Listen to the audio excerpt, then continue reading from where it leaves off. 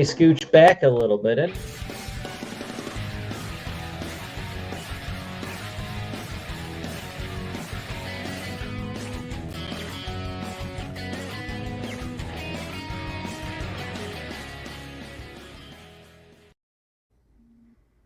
Hello, everybody, and welcome to the Overly Critical Hyperanalytical Movie Club. Once again, we are the Comfy Boys, and I'm Wolfie as always, and I'm here with my bestie, Matty. Yo, yo, yo. And now we're your besties, ultimate besties for life. Yeah. Love you, miss you. Happy birthday, Steffi. Oh, thanks. It was my birthday yesterday. It was pretty good. I ran out of Birthday breath just yet? now. So we hope everybody's doing well. We hope everybody's doing well this week and had a good week. I had a good week, good birthday week. I don't know. I always kind of feel like I should have a padded kind of scenario going for everybody watching at home, rather than just jump right into it. But maybe we should just jump right into it. Anything to add to that? Yeah, let's get into it. Let's give these people what they want. All right, cool. Our first nugget today. Hold on, let me go ahead and screen my share here real quick. Blickety blam. So our first item on the docket today is this new look of the Joker from what is it? Justice League Snyder Cut. That's the one I wanted to show first, actually. Hold on one second, Matty. Hold on one second, folks. I was showing the wrong image first. Look. Yeah, give me that full body shot. Dagnabbit. That's still not it. It's not the one I want to see first. Why is it doing this? Because it's the internet and it hates us. Internet. Because all we do is use it and use it and abuse it. Never give it anything. Okay, this is the one I think I want. I don't know why I was remiss to pick the wrong one.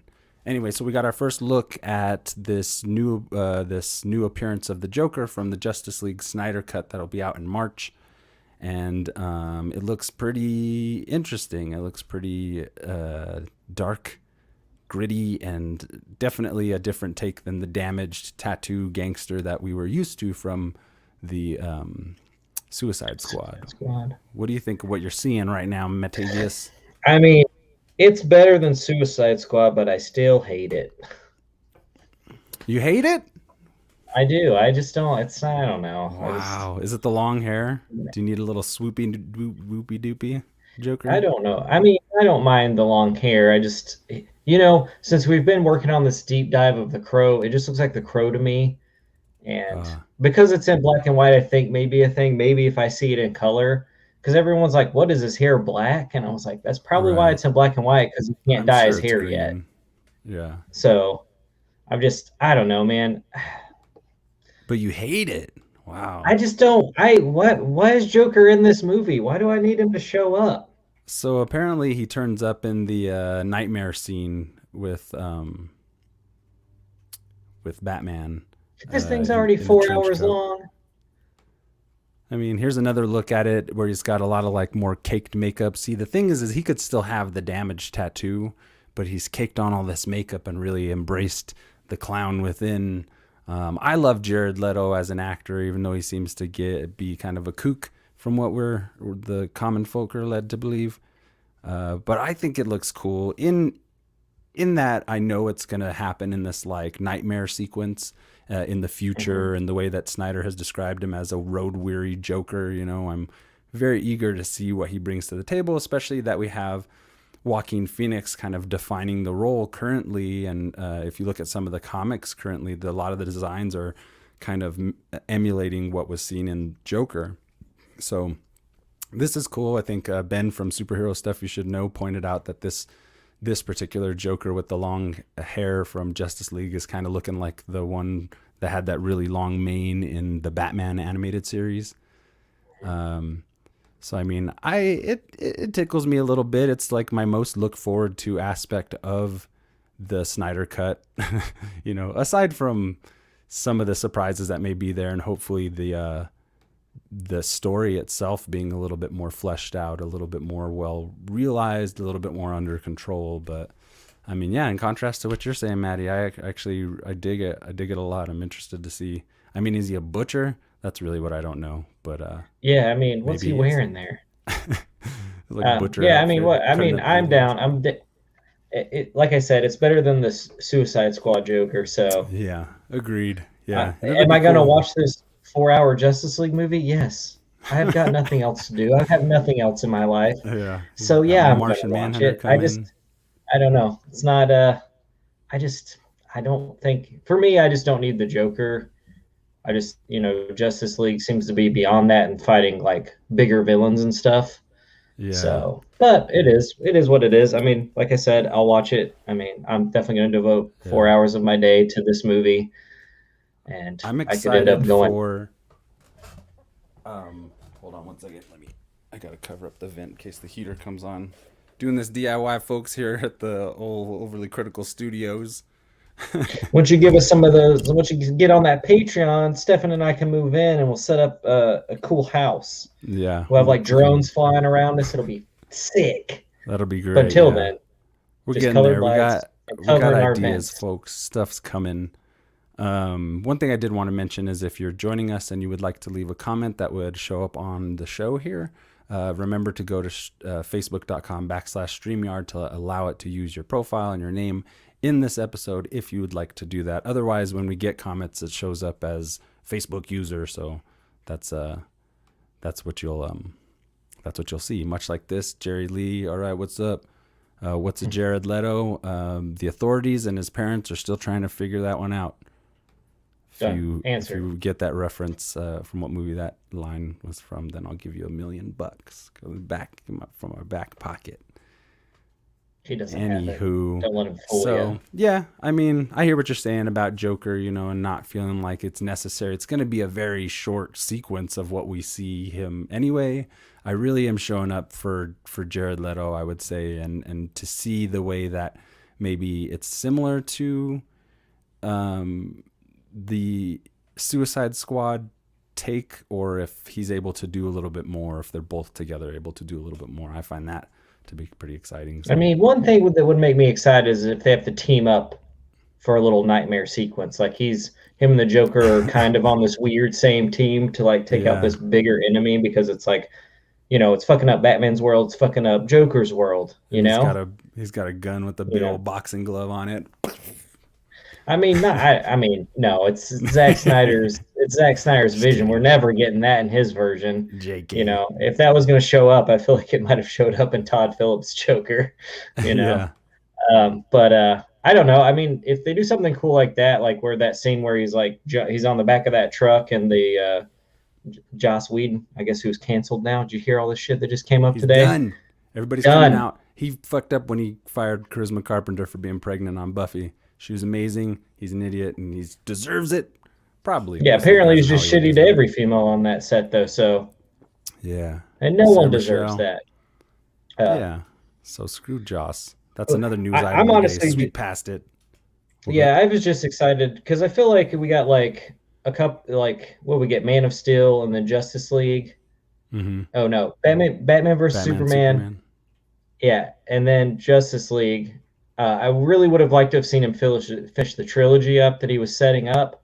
Right. And I've said this in Super House podcast and superhero stuff you should know. I've probably been on and said it, but I just feel like at this point, like just let him finish his movie, his set of Yeah. movies, or Yeah. whatever it is. At least it was like he had a vision set in place Mm-hmm.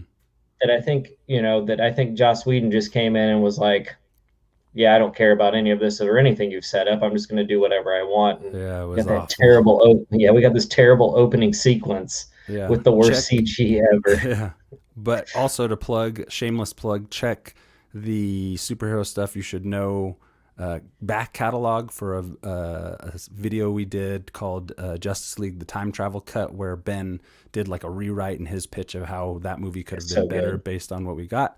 I edited the shit out of that thing, and I never thought I would have to watch Justice League quite as much as I did. So it deserves a watch. It turned out really good. Go to Superhero Stuff You Should Know YouTube and look for that Justice League Time Travel Cut. Boy. All right, what's next? What are we doing next?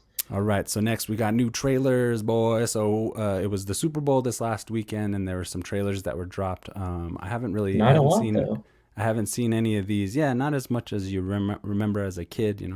Remember when Matrix dropped on Super Bowl? That was incredible. That was the rumor that the new Matrix was supposed to do a little something, and that Mortal Kombat might do a little something, but they did a little. They did a whole lot of nothing. Well, I didn't watch it, so I'm glad I didn't miss anything. Yeah, I don't. I just wait. I just wait till Facebook throws them all up there, and then I watch them. I Yeah. don't. Sports ball. What's that? So they showed some of these trailers, and without further ado, we're gonna watch first the Falcon and the Winter Soldier official trailer, as opposed to that first look we got a couple months ago. Let me cue up the mother trucking picture. This might be a trailer too, or something. Yeah. I just went to. Well, hopefully it's the one. I think it is. Because I have. I mean, if it's a Super Bowl one, it's the beginning. I haven't seen. Oh, I guess it is an official trailer. What do I know? Way to cast doubt. Here we go, baby. So, who would like to start? Mr. Barnes, why does Sam aggravate you? 15 seconds to drop. So what's our plan? Hold on. The frame is jank. Sorry, folks. Here we go. Hey. Great. I am all about it already. Superheroes cannot be allowed to exist. I have no intention to leave my work unfinished. Shit. Yeah, boy. The world's upside down right now. Where do we start?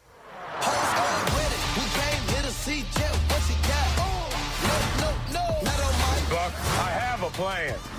Oh yeah? What is it? Is you ready? All right. You again, huh? Yeah. Love her. Yes, dude. Are you ready? Is you ready? Look at that. Super cool shit.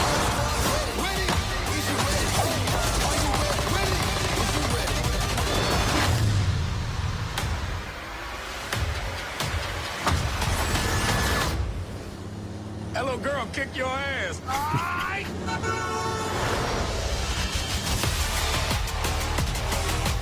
Gotta get that first shot off before that bullet hit me. See? That wasn't so hard. Are you ready? Is you ready? Okay. You say you ready. What are you doing? Whole squad ready. Are you having a staring contest? Are you ready? Is you ready? Just blink. Sweet Jesus. I mean, how old are you? All right. What do you think, Matty? Oh, wait. I think it looks awesome, dude. I mean, it looks like Yeah. it's going to follow a little bit of the Captain America Winter Soldier kind of feel to it, but it seems like when Zemo's like superheroes cannot exist. Yeah. So it seems like we might be getting maybe some introduction of some mutants or something, maybe.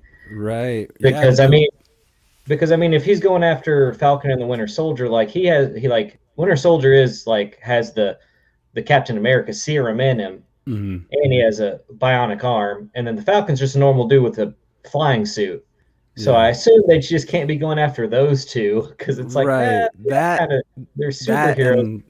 and the rumor is that Madripoor is going to be featured as a location in the film, and Madripoor is heavily trafficked by mutants. Wolverine especially is very fond of Madripoor. I was reading, and co-owns a bar there. I forget what it's called during his patch days with Grey Hulk and shit. So it's it's a fictional Southeast Asian island drop country. a little nod.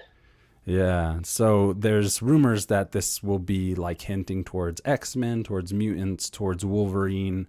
We know that right now Chris Evans is in talks and to reprise Captain America in a few different films. And there is a strong rumor that 2 of those films will be with Wolverine. So That'd be you don't believe me? Look it up. You don't believe me? Look it up. What's going to be I'm not cool? gonna look it up because I don't want to read the comments that say it'll never happen. I just want to believe in Wolfie. You get the truth here, and nothing but the truth here at the Overly Critical Hyper Analytical Movie Club. And so yeah, it looks good. We're gonna see Baron Zemo in like his a more Cool comic garb. accurate kind of look, which is gonna be cool because the one thing is we've seen a ton of these superheroes in these very recognizable kind of believable, realistic kind of costumes. But we've yet to see too many of these villains kind of transcend into the like colorful costumes. So I hope there's more of that. You know, take it away from the drab kind of blacks and brown costuming and stuff. And, you know, I know it's got to feel realistic and stuff, but at this point we got talking raccoons. So give me some colorful villains. Yeah. I want to see the I Beetle mean, and they did it in Spider-Man. Guardians, and Thor Ragnarok was a good direction for it to become more colorful. And Love and Thunder, from some of the Right. behind the scenes photos that popped up, looks like it's going to be a hell of a show, but very colorful, very actiony. Yeah. But yeah, I'm super stoked for this. Looks cool. I feel like it looks really actiony, and that they're going to hate each other a lot, or there's going to be this like buddy comedy thing. But I hope there's a lot of stuff with That's, them dealing yeah. with the loss of Cap and who's going to take on the mantle of Cap, because it seems like Right. they're kind of sharing the shield.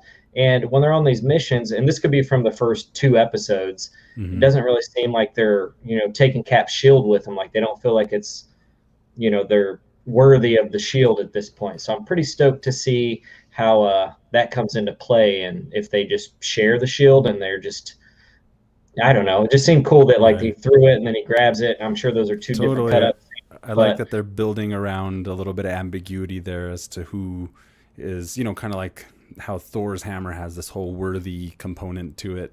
The shield is, so they even mention it in this trailer, and I think the first one about the legacy, or the first one how the legacy of the shield is complicated and everything. So it's interesting that that's playing a character unto itself, you know, in the legacy of Captain America. And it's got that vibe from Winter Soldier, that real kind of like spy thriller Jason kind Bourne. of Jason Bourne kind of thing. And these two guys, just the banter back and forth, I'm really excited for that kind of stuff. I mean, that's really where, honestly, I'll admit, where kind of Disney shines through a little bit, and considering that a lot of these films are marketed towards families and stuff, and the humor in the Marvel Cinematic Universe has been pretty good, I'd say. Yeah. And give credit where credit's due. I know he canceled his ass already, but Joss Whedon's first Avengers had some good moments. The Well, I son of think a bitch. I think some of his writing definitely set a tone for the comedy, but I don't think until James Gunn came in. Okay, I don't fair think enough. if James Gunn hadn't have been successful with Guardians of the Galaxy, there would never have been a Taika Right, Thor totally, Ragnarok movie, which I think totally. like James Gunn to Taika is setting this whole new standard of like kind of weird comedy, off the cuff, kind of oh God, fucking can't even think of the word, improv kind of There you comedy go. that comes from just like having good actors riffing on each other, and Right. having fun, but also setting up a universe. Because I think like rewatching the films, going from like Thor to Thor 2 to Thor Ragnarok, there's a huge shift in like how I think Chris Evans is stronger in that than he is in the other ones, and Right, even in yeah. the Avengers movies, because it seems like he's actually having fun as Thor instead Right. of just like I got to be this god of thunder. And I mean, I know his character has progressed a lot, but Yeah. and And it's me and the roomies watched Infinity War last night, and we're like cracking up because there are nice. some great one-liners, but that movie's super serious. Like when everything goes down, even though I know how it ends, I was Yeah. still like, oh, can't we reshoot this? Do they even need an end game? Can't they just win? Right. Gamora, Yeah. no. Yeah. Very exciting. Good. Oh, I was gonna say, with Thor, it seemed like less definition actually worked better for Ragnarok, whereas it seemed like the first two films were very concerted on getting that Thor look to perfection on the big screen, and then yeah, definitely more fun in Ragnarok. I So like rewatching them. I think once the Russo brothers step in, you have this whole other yeah, like you have more comedy. You just like I mean, and you just get better action, in my opinion. yeah, And I mean, I love the first Iron Man movie. It's great, but I feel like once the Russos came in to kind of with Kevin Feige, they just like figured out, what to yeah. do, and They he's came up definitely in telling him. Community. They came up in Yeah, Community as well. So working with ensembles, especially comedy and stuff like that, really bringing that atmosphere to the films probably really heightened the ability, the potential of what could be executed with the Marvel Cinematic Universe. And they're at the top of the heap, man. You know, like DC, try as they might, will never reach the heights of what the MCU is now, Okay, Well, maybe never DC say never, because I have, I would like to see better movies on that side, but Well, DC's problem is they try to emulate the Marvel format too quickly, and they're just. I think what they're doing now is just letting directors make versions of these characters. Like right. we have Todd Phillips the Joker, then we're going to have the Batman later on, and it's going to be these two different feels to them. They take place in different time periods and stuff. And I like just do that. Just if Yeah. it's a Green Lantern movie, just run through Green Lantern's comics, and then eventually, if someone goes, "Oh, hey, we could do a Justice League movie because we've done all this," and Yeah. we can get Robert Pattinson to come in, and you could do with Flashpoint coming out. It's like now they could finally get to the point where a weird Justice League movie could happen with all these different actors from these different time periods. Yeah.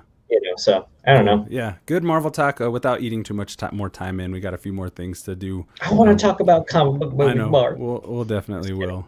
But our next trailer, I have not seen this yet. Not a super big fan of the series, but I've heard good things from people who are fans of the series. But just for shits and giggles, let's see what's happening. This is Fast 9, the new Fast and the Furious movie. This is the Super Bowl spot. I ain't even synced it. Let me get this embiggened and The world has a ka-chow. way of changing, but there's one Gross. thing Was that DH that Vin always Diesel? stays the same. Or is it In just Maybe. looking weird? life, Do you? every I'm a day. ludicrous fan.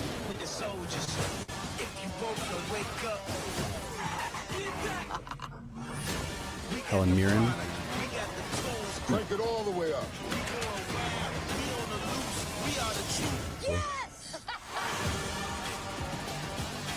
Rated PG-13. That was the trailer for the trailer, I used to live my life a quarter mile at a time, I think. but things changed. My father, I support Michelle Rodriguez. I will always be in your heart. She always has that same look on I her have a gift face. for you. Your daddy gave me this. No, I'm gonna give it to you. It's very special. Hey, my necklace. It's for protection from what's coming. The devil. Yeah, when are aliens going to come into these movies? Yeah, Fast in Space. I mean, that's going to be they've done it all already. What else can you do? Send them to Fast space. in the Jungle. No one outruns their past. Honestly, the only one I've ever seen is Hobbs and Shaw, which I hear is one of the worst ones. Yeah. It's terrible. To me, been a long time down. So I can't speak on it too heartily. So we're up against a master thief. I like John Cena. I'll be straight up with you. Straight up and down. He's all Yeah, I right. thought it was good in Bumblebee, Who and is he? Yeah. seems like he has fun. Actually looks pretty enjoyable. Jacob is Dom's brother. Oh shit, the one with hair. You push yourself to be faster than Dom. Smarter than You know how I know he's a dickhead? Because his head's shaped like a dick. But could you kill him? Because I'm ready if you are. There's nothing more powerful than the love of family. But you turn that into anger, there's nothing more dangerous. Sounds like some Mortal Kombat. Maybe this is the end, but we're gonna go out together. You know I'd ride to the death with you.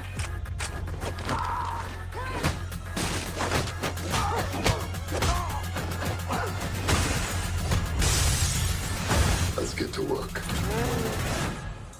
Please tell me that's not a Pontiac Fiero strapped to a rocket engine? Impressive. I know. Hey, that's our boy. Yeah, No, that's not impressive. I'll watch it just because he's in it. I hate jokes that are based off of describing something that we're already visibly being shown. Welcome to that the a Fast and giant- Furious movies. Energy cloud about to destroy the planet? Yeah, I think it is. I mean, it's pretty obvious it is. I came here to take you down, little brother. That's your mistake. I think we're watching the entire movie. This is my world. Yeah. Jesus Not your Christ. little brother anymore. I'm a man now.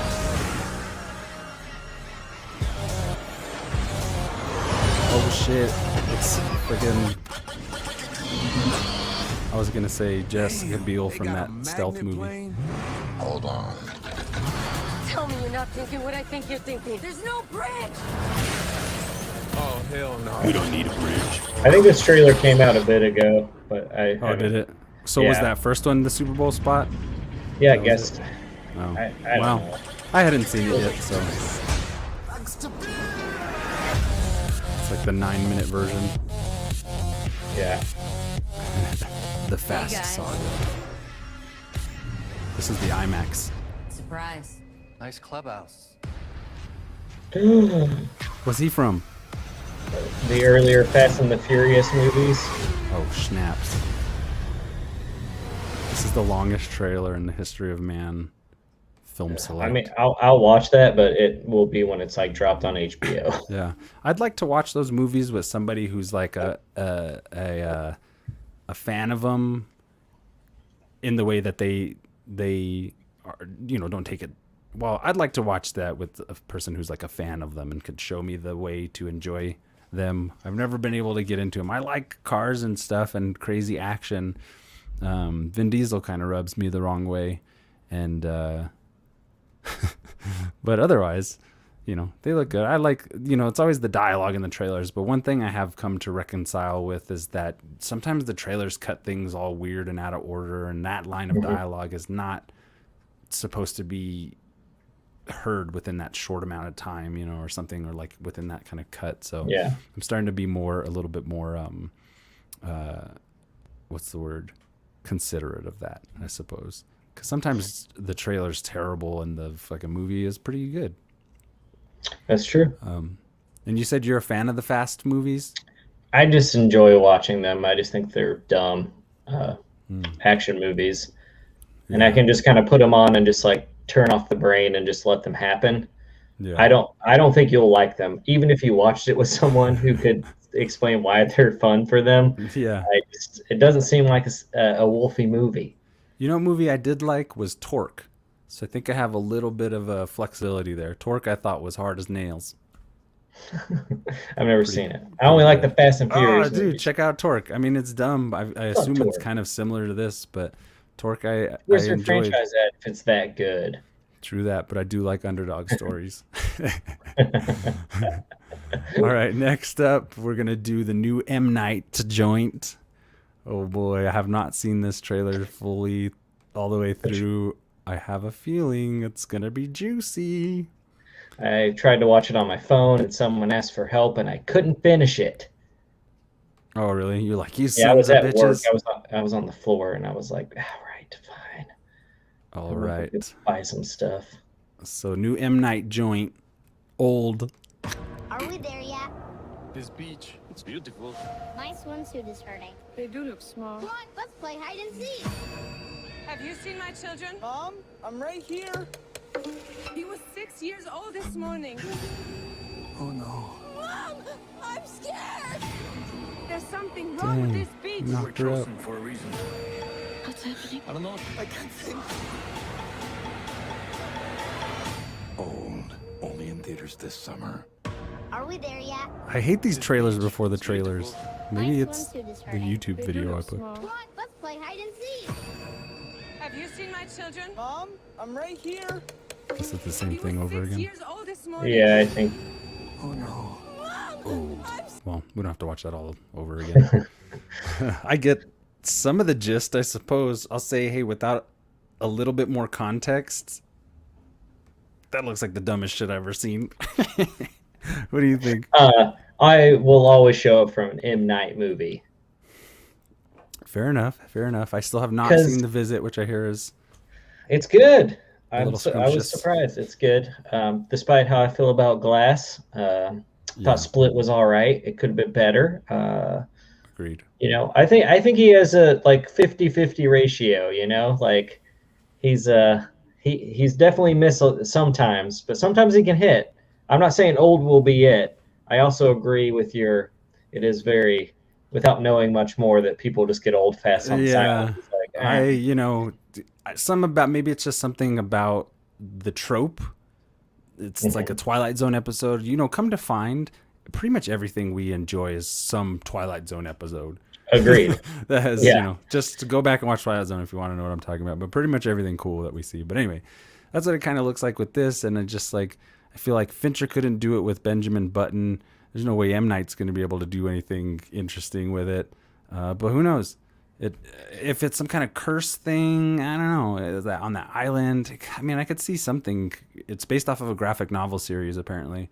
Oh, really? I didn't know that. Yeah. Sorry, I didn't get those details to know your name, creator of that graphic novel. But next time, maybe we'll review that one for sure, and we'll be a little bit more in depth with the origins of that. Once that full trailer drops and we know a little more, we'll know a little more. Yeah. That was the Super Bowl spot, little tease. So maybe like a full trailer would make more context. I'm super down for magic. I'm super down for curses. I'm super down for alternate dimensions. I'm a little interested as to see what dramas unfold with the aged versions of their kids or whatever. It's got the dude from Hereditary. He's a really dedicated actor, and Gael Garcia, you can never go wrong with him. I mean, I feel like he hasn't been in a lot of stuff recently, so it must be somewhat interesting for him to, get back in that limelight. Diego Luna kind of has the limelight right now. Outshined him. He got himself in one of them Star Wars flicks, and they used to be in they used to be in a good handful of movies together. They were like a duo. Y tu mama también. That's the only one that comes to mind. But I like those guys, both of them. Gael Garcia, especially. He's adorable. He's the best. So, I just want to say, M. Night is one of the directors I'll show up for, kind of like Kevin Smith, even if it's not a good Kevin Smith movie. I feel like they have a distinct voice, and no one else is making movies like them.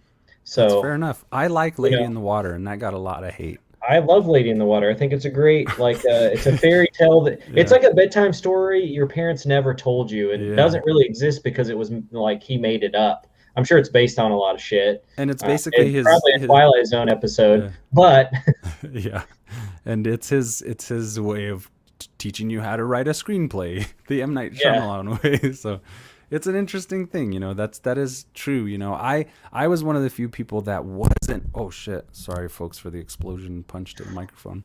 I wasn't one of those people who saw the twist in The Village coming. I was, I thought it was okay. It would have been better if it was a creepy monster in the forest back in the day, but I thought the twist was like, oh, that hits close. Not that it hits close to home, but the reasons for those people starting that colony and everything, and the crime and the victimization that led them to doing that. I was like, that's pretty deep. That's like interesting. I haven't rewatched it, but it's like a lot of people that are getting older now and want to have a home, and they want to live off the land. It's like basically what this group of people decided to do because they didn't like society. And I think that's a cool concept. They've just basically, their kids have grown up in this what you think is the 1800s or something. And and there's all this. I thought the twist was cool. I wish it would have been some kind of creatures. Just because I'm a creature guy, and I think some of the shots are in actual creature costumes, but then they just dumb it down because they're like, oh, that's the trick of light. We were just having Adrian Brody's character wear this thing, So he definitely has some bad movies though, but good I don't know. Performances. That's one thing about M. Night movies I like is he works with very strong leads, and Village, especially a lot of his other movies are kind of ensemble, and he's really good with these really iconic actors, and it seems like there's not a whole lot of ego trade-off between that. He seems to really be able to work with these type of guys to great success. So you're right. I think you make a good point. I was ready to kind of hate on his whole repertoire a little bit there, but you make a good point. Glass was really tough to get through. I love Glass until the very end, dude. I think he just dropped the fucking ball with. Not a fan of that Sarah Paulson actress. Her face just makes me want to punch the TV. I love her. I think she's a great actress. What? I think there was too much of that, and there should have been more hero stuff, more extraordinary stuff going on. Something something. Because I was super intrigued that Mr. Glass was gonna break these guys out and kind of start this because they're all in the same place, and it's like a classic comic book setup. It's all these people are trapped in this area, and there's always going to be the mastermind. But Yeah, I just didn't like the ending. I just thought the way that most of them went out was kind of like, oh, you just really didn't know how to end this movie, and like Yeah. because you weren't going to get anything past this. I thought the whole Bruce Willis drowning in a puddle of water was dumb because he's tired. It's like, I don't It was know. dumb for certain. Anyhow, Old. Well, more to come from Old when a longer trailer drops, and I would love to review it. So we'll be back with more M. Night tidbits here, I guess, as they come. Next up on the docket, Maddie and I took the time out to watch Space Sweepers, a Netflix exclusive Korean sci-fi blockbuster that is called Space Sweepers. I think I just said that. This is our review of that particular film. Before we get into our thoughts on it, I wanted to read a couple things off the Wikipedia page for those of you who may be wondering exactly what this movie is, and it's on your Netflix. So Space Sweepers is a 2021 South Korean space opera film directed by Jo Joong-Ki, starring Song Joong-Ki, forgive me for obvious mispronunciations, Kim Tae-ri, Jin Seon-kyu, and Yoo Hae-jin. Regarded as the first Korean space blockbuster, it was released on Netflix on February 5th. The premise is set in the year 2092. Earth has become nearly uninhabitable. Fleeing the sick Earth, UTS Corporation builds a new orbiting home for humanity, but only a chosen few can ascend. And it stars Song Joong-ki, Kim Tae-ri, Ji Seong-kyu, or you named a bunch of those. And then one thing I wanted to talk about a little bit was the development of the film here. Jo Joong-ki started writing the story 10 years prior to the film's release after a friend talked to him about the dangers of space junk, which is pretty kind of a cool bit of inspiration, I guess. Yeah. I think it started with the idea of space travelers collecting space junk. He heard about how these fast-moving fragments of space debris are growing and leading to in-space collisions, and realized that this subject has already been dealt with in animations and games, but never in a film. He started writing the script wondering how Koreans who possess a tenacious mentality would approach this problem. In May 2019, the Chinese multinational entertainment company Hoyai Tencent invested $4.2 million in the film. The visual effects company Dexter Studios, which was behind the production of the action films Along with the Gods, Two Worlds, and Ashfall, two Korean hits, was hired for Space Sweepers. I really enjoyed Space Sweepers a lot. I felt like I'll just go with the good, and I'll go with a little bit what I think it's bad. I think the effects are amazing. I'm really excited for the Eastern film world to be doing sci-fi style blockbusters. I guess that's good. Am I doing good? That's what I'm doing is good. I felt like the actors are really strong. I felt like a lot of the plot and the premise and the approach to the science in the world, the lived in kind of atmosphere of the whole world, was pretty smart, like had a brain, was kind of a Wikipedia research level of expertise in terms of some of the science and some of the world that they lived in. As for the bad, maybe I'll say I think it relied a little bit too much on a lot of like sci-fi movie cliches that we've seen a ton of in order to move it forward. It's a little bit long-winded and a little bit of a mess. You're kind of like, wait, what's happening now? Not that it's hard to follow, but it just kind of gets to certain moments at its own pace and is a little choppy. It's a little choppy. I'll also say that I really enjoyed that the villain was like an Elon Musk type billionaire he had his own vision of the how the world should be and how to save humanity and everything. Although that actor wasn't a huge fan of him. I felt like he was a pretty two-dimensional character other than that. And, one thing I did really like that I thought was good was how they did this like multilingual kind of thing to like show the world nations communicating with one another, even down to their day-to-day work in factories and stuff that are orbiting space, and like lots of stuff that I really love about it. I enjoyed it, but I think, there's a few things that kind of stood out. What do you think, Maddie? I didn't care for it too much. I thought it was overly long. Gut punch. I think sometimes in foreign flicks they get a little too bogged down with like getting too much character development. Like the main character had a daughter at some point, or if she wasn't a daughter, he was like a soldier and he killed the mom and he felt bad. And it's like he could have just had a daughter. And you know, like they lose their home and like yeah, it's just like all this like. And like the other characters, like it's just like one of them you find out in a little blurb that he's like was like a crime lord on Earth. Yeah. Done. That's all I need to know. And now he has a heart of gold. Done. The other girl was like a soldier and she was a badass and she just kind of left it. And everyone's kind of gotten older because we can extend life at this point. But I don't know if they ever tell you that. It's just they give you this information and you're like, oh, okay, it's the world. I'll believe it. I think instead of focusing on that guy, I just like you said, the villain's like he's just a normal villain, and I think they could have done a lot more with him. Yeah.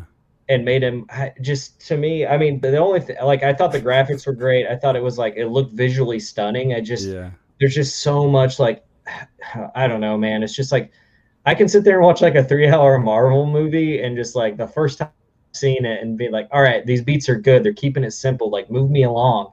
And people just get dragged down and all this like character, and they introduce all these characters, and like you were saying about like all the languages and stuff, and you're meeting all these other characters that are going to help them out later in the movie, but you got to kind of remember them from the beginning. It just seemed like too much. Like make this movie about some guys. I mean, that's what makes Alien so good. It's like Alien is about people who just they're just space truckers, dude. They're delivering cargo from one end of the galaxy to the other. If you drop a fucking alien in it and they have to survive, and you kind of find stuff out along as they go, like there's an evil android, and you don't really get more Ripley till there's a sequel, but do you need to know that much about Ripley except she's a badass and can take charge? No. And I feel like in Space Sweepers, they get too bogged in with like trying to give you all this emotional, which it does work. I mean, there were scenes in that like towards the end when you're like, oh my God, they did it. And like the little girl can control nanos. It's everywhere.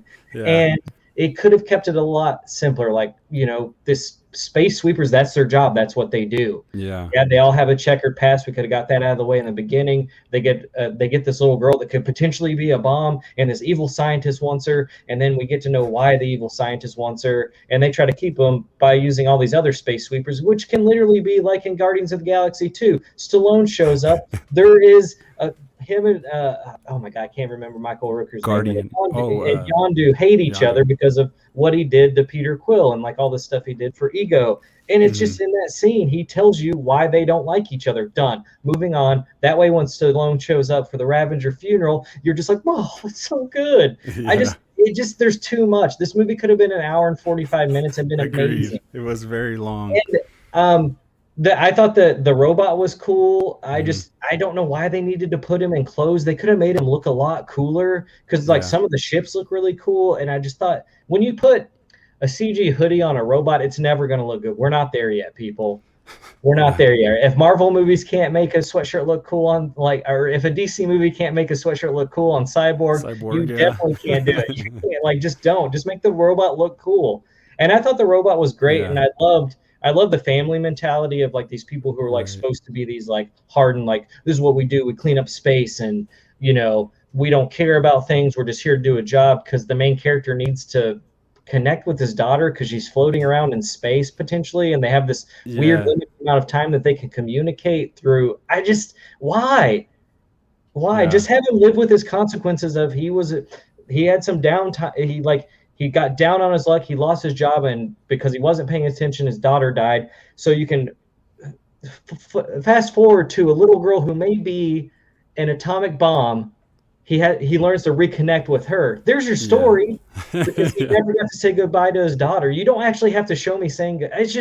It's too much, man. It is too much. It did have a lot of like fell on to a lot, like I said, like a lot of like cheesy cliched things in order to evoke the audience's sympathy and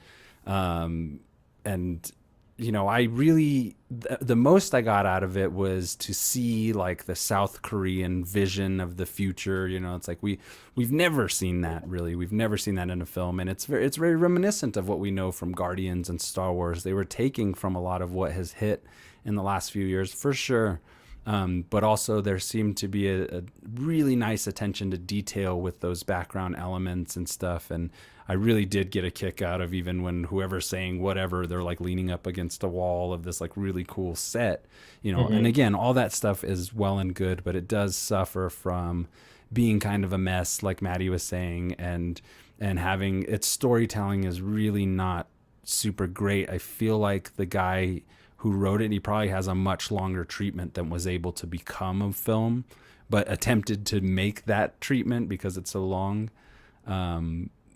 But you know, in a lot of ways, it's a big success for them establishing themselves in blockbusters. But yeah, I totally agree with what you're saying. I feel like the thing that I wrestled with watching this movie is there's like so much heart between this main crew and this little girl that could be this bomb that could end the world.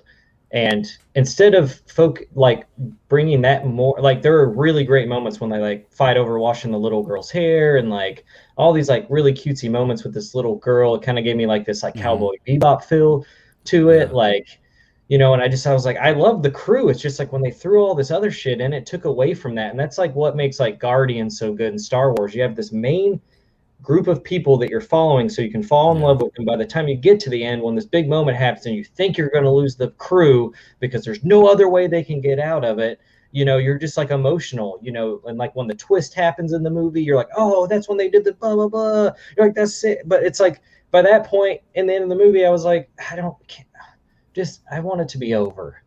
I just felt like there was a core story there that could have had these little embellishments, like with the CG, with the like you know, the props and everything that was making that world come alive. And then they just decided to add all this like just all this other stuff that didn't really need to be explained.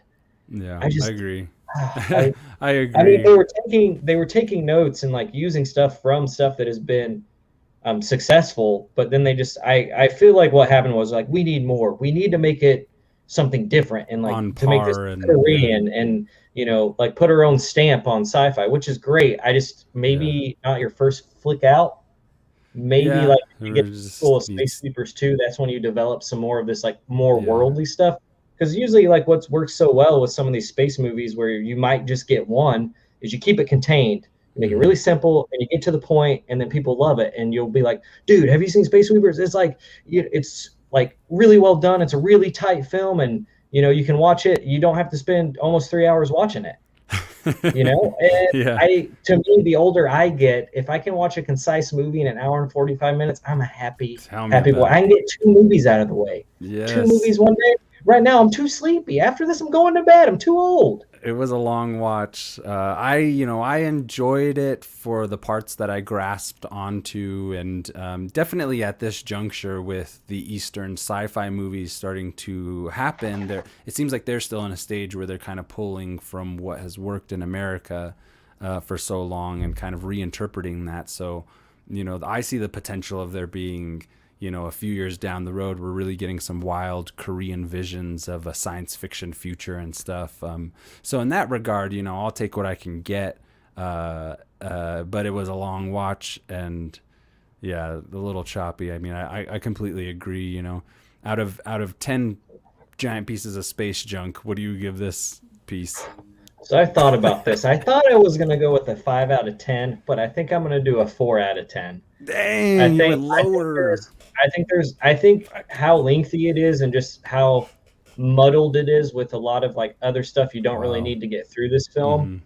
I really like the characters that they set up as the main crew, the little girl. I love the robot. I think all the CG, all the effects work really well, except for putting jackets on robots. But I can let that slide. It's just I mean, if you like the trailer, I would say watch it, but I would never watch this film again. Like, there's a movie called I Saw the Devil. It's 3 hours long. It's great.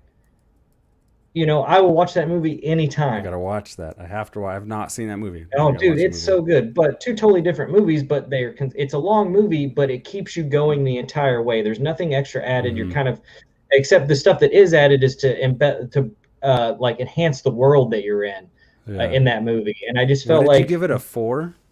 4 out of 10. 4 out of 10. Dang.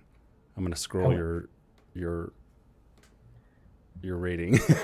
I feel like when you see For it the on viewers screen, at home. I feel like that's pretty harsh, but it feels right in my guts. It feels good, It's like, Yeah. because I feel like you're going to go a little higher, and if you balance out those, I feel like people will Yeah. watch it. People will watch it because we're so divided on it. I'm gonna go ahead and say, because of, I enjoyed the effects on this one, and I don't know, maybe that's me getting older. I don't need as much substance anymore, but I was like, ooh, that's pretty, like explosions, yay. Just coming from I can't watch a Fast and Furious movie. Come on. Maybe I can now. Like, these things come with age. I no longer care about quote unquote good movies. Screw them.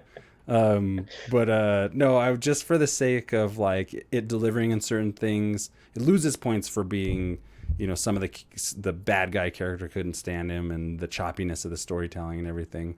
But I would say, because of that, and because it's like the budding Eastern sci-fi films are coming together. We have Wandering Earth and this so far. I think there's probably something else I don't know about, but Wandering Earth is so much better. Watch that one. I will say that I enjoyed it. At one point while watching it, I was like 7.5 easy, but I'm going to give it a solid, after considering what we said, and I'm going to give it a solid 6 out of 10. So this is like a 5 out of 10 between the both of us. Yeah. So, hold on, let me. That's fair. I think that's a good score. I think this could be a Rotten Tomatoes like 52%, 50% movie. I don't know what the Rotten Tomatoes score is this, or if it even has one yet, but it's probably not going to be very good. It's honestly, I really enjoy it. I do think it's worth a watch if you got the time to spare. It's 2 hours and 16 minutes. That 16 minutes might as well be 2 more fucking hours. It just never seems to end. But it's worth a watch if you're at least were intrigued by the trailer. We watched it on here. Go check the trailer. The trailer sells. I mean, I guess it sells what it is, but the trailer seems like a lot more brisk in the storytelling. But that's a trailer, so that's that. So there you go. The verdict is 5 out of 10, roughly, for Space Sweepers, folks. Yeah. So if you value our opinion on movies and whatever, and you don't want to watch it based on this rating, then that's cool too, because you listened to us and you took the advice here. And I promise you, all my recommendations and all my ratings are based genuinely on my personal preferences. So if you're in line, resonates with you a little bit, or with Matty's, then you're in the right place, and we will not lead you astray. So this one you could pass. You could take it or leave it, really. Yeah. Agreed. Well, that's cool. That was fun to do with the little tickers and stuff. So before we close out the show, we're stretching on beyond. We said we were going to try and do them a little shorter, but fuck all that. But before we do that, Matty posed a question this week to the group members at the Overly Critical Hyperanalytical Movie Club group page. And that question was, what are your favorite non-MCU Marvel films? Which ones did you have to say? I'll pull up the page. Which ones did you say? I got like a top 3, and one has just recently moved its way into there. There's more so what I'm going to start off with is Blade 2. But I do really enjoy Blade 1 as well. I just, I'm a big Del Toro fan, and I really think like his kind of creature vampires were kind of cool to see on the big screen. Yeah, and it was definitely so something that I want in a sequel is to, see something different the next go around, which is there's a new vampire, which is like cool. If you can make that work, that's what I want to see. And I love that it was this new strain that fed off vampires, and was like, that's cool, man. Like, you don't see that a lot in like horror flicks. And I thought it had a cool visual style, and Del Toro very much brought his style to it, and that was cool. And he looked awesome. My second one would be Ghost Rider: Spirit of Vengeance, and I know a lot of people laugh at that, and they're like, "Oh, that movie's terrible. It's by the Crank guys. Like, it's kind of convoluted, doesn't make a lot of sense." But they don't know nothing. At the time that Marvel is in now, we will never get another movie by the guys who created Crank. It'll never get that weird again. And I love how weird it is, and they actually try to make Ghost Rider scary, and I think it's the coolest Ghost Rider has looked on like being filmed. Like, the film before it was, in my opinion, trash. I thought Ghost Rider's skull head was too small because they try to make it anatomically correct, which is not what you do. You embellish that skull, you make it bigger to make the rest of his body look normal. But they didn't, and it looks weird, like he has a small head. Which, yes, if you're drawing it anatomically correct, that is how you would do it. But that's not what they did in Ghost Rider Spirit of Vengeance. They like made it bigger so he like had a normal sized head. And little things like that that stand out to me, and I love that like there's like it's like his jacket's popping and it's like flipping up, and it's like I just thought he looked so cool in this. And I wish it was a better script. I wish it was a more cohesive story. I wish the villain looked cooler. But I love it because we're never gonna get stunts. We're never gonna get a Ghost Rider Spirit of Vengeance or a Punisher Warzone again. Despite how you feel about those, they're just a weird thing that happened in the Marvel world. Because everything, and Man Thing, and then my third, that was terrible. The what? Man Thing. Yeah, I mean it was a TV movie on like sci-fi. But my third one was the New Mutants. Would be my like non-MCU Marvel flicks that I think have a lot of cool stuff in it. New Mutants is great. We still have to have that conversation, talk in depth about the merits of said film. Coming soon. If we can't, but I just wanted to read a couple of our members we got who answered the question, what are your favorite non-MCU Marvel movies? So we have Deadpool prior to the MCU. That'll be in the MCU in his third film. Blade from Tamra. Blade, everybody, I mean, who doesn't love Blade? X-Men Days of Future Past, Spider-Man 2, those are good. Logan, awesome. Your answer's good. Into the Spider-Verse I would have picked, but a couple people had already picked it, so I didn't want to follow the crowd. But definitely Into the Spider-Man was the best movie that year, in my opinion. What else we got? I said X-Men First Class. That's, honestly, that's my favorite X-Men movie, even though it's not incredibly close to the source material and they took a lot of liberties. I love Matthew Vaughn's storytelling, and the feel of it really matches what I think the 60s era of the X-Men would have been like, 60s, early 70s or whatever. And when the first X-Men movie came out, I remember saying, like, watch in a few years they're going to do a prequel where it's like the young X-Men, and I got clowned on Ain't It Cool News forums for that shit. And in your face, buddy, whoever you were, clowning me because that shit happened and I predicted it. But of course everybody knew that would probably come. So cool. Thanks for answering that question this week, folks. Maddie's got a few hot ones in the chamber, I think. And I'll try and think of fun questions, but those are a lot of fun. You guys are awesome. What else do we got here? I think that's about it, unless you got anything you want to add to the episode. You've been watching anything good? I am currently watching, I think I mentioned this last time, Evangelion, the original English dub versions that came to the US, which I hear are much different than the Netflix version. So I've been told not to watch the Netflix version of Evangelion. If that's where you're starting, then I apologize. I really enjoy it. It seems like just basically there's a lot of pervy, like sexual children coming of age into like puberty and their sexuality and stuff. Like that's like paired with these giant robots and monsters and theological concepts and things like that. So it's quite weird, but it's really very enjoyable. And I'm kind of having this reintroduction into like anime and stuff that I never really got into too much anime, but I'm trying to watch the ones that are more or less classic, especially Evangelion. That theme song hits, boy. It slaps. That's some good stuff. It makes me very nostalgic. What about yourself? I just finished last night. I stayed up way too late and finished the Cecil Hotel. Forgot what it's called on Netflix about. Yeah, I didn't wait for the release last night. Yeah, and I watched it and it's good. I think it is overly long and could have been 2 episodes to get to the point of where it ends, or just 3. Yeah. I just felt like it was a bit of a stretch, and I mean it was fine. I like those Netflix docs, and I've seen that video but didn't do any research after. It was just like a weird video that would pop up and I'm like, oh, that's weird. She's probably on drugs or whatever. And so I like that I could like kind of, the most interesting thing about it was just like the Cecil Hotel, Skid Row, and that part of downtown LA that is crime central that you always hear about, but I'd never seen a documentary about it. or anything. So they really go in depth in that, and I really like that stuff. But I felt like you could have done this in 3 episodes, and the fourth one is just kind of like filler. An addendum. Yeah. I definitely want to watch that. I am quite familiar with the Elisa Lam story over the years. If you want to watch more abridged versions that are pretty decent takes on that whole story, Rainbot on YouTube, REIGN, Rainbot, and also Nick Crowley does a good one. Some of these people on YouTube I really quite enjoy. I watch a lot of YouTube.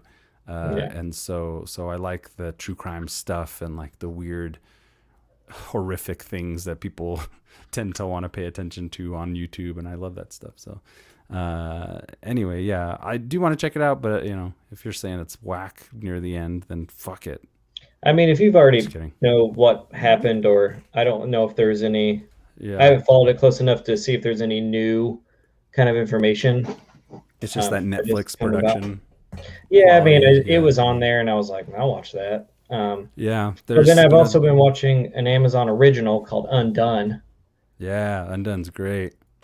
So I'm only a couple episodes in. I'm interested, but I'm not totally hooked yet. Undone's good. They do, for my money, being a young Latino comfy boy, I love stuff that plays in like Mayan mythology and Mayan mysticism or Mexican. Don't you spoil this for me. American stuff. Yeah, that's all I'll say. But they do some cool stuff. And Bob Odenkirk, wait, is it the right one?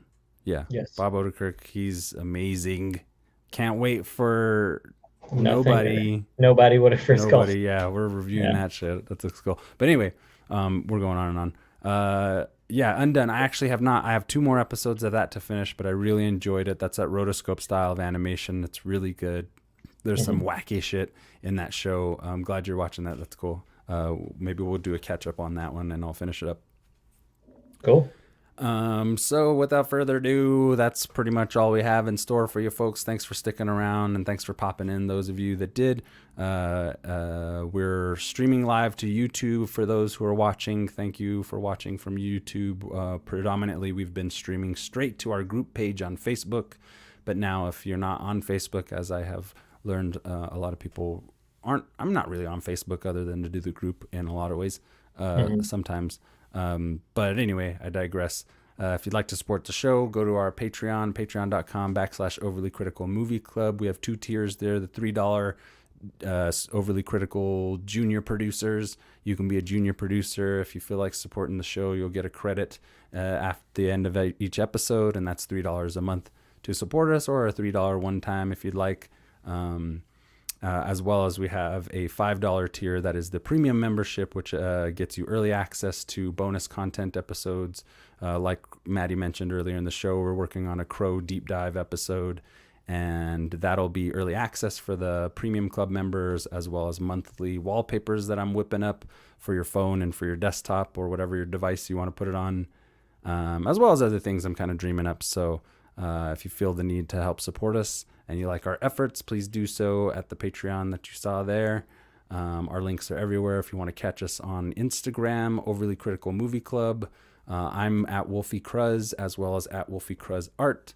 Matty is Old Beardo, and I'm saying a lot. Go check out Colfax and 15th at facebook.com. That's the feature length that I worked on about 10 years ago with some buddies when I was just out of college. It's a feature we made. I'm currently working on a more definitive cut that has added music that I feel like brings it to the level of professionality that it deserves, and I'm almost done with it, so I'll have more announcements on when the release is, but go check out the page, go like and follow that. Go to our YouTube page if you're watching, and subscribe to our YouTube channel. There's more content coming along with these live streams that we like to do. And I think that's all for me. This is Wolfie signing off. It's Maddie. Bye-bye. I got to cue up the outro.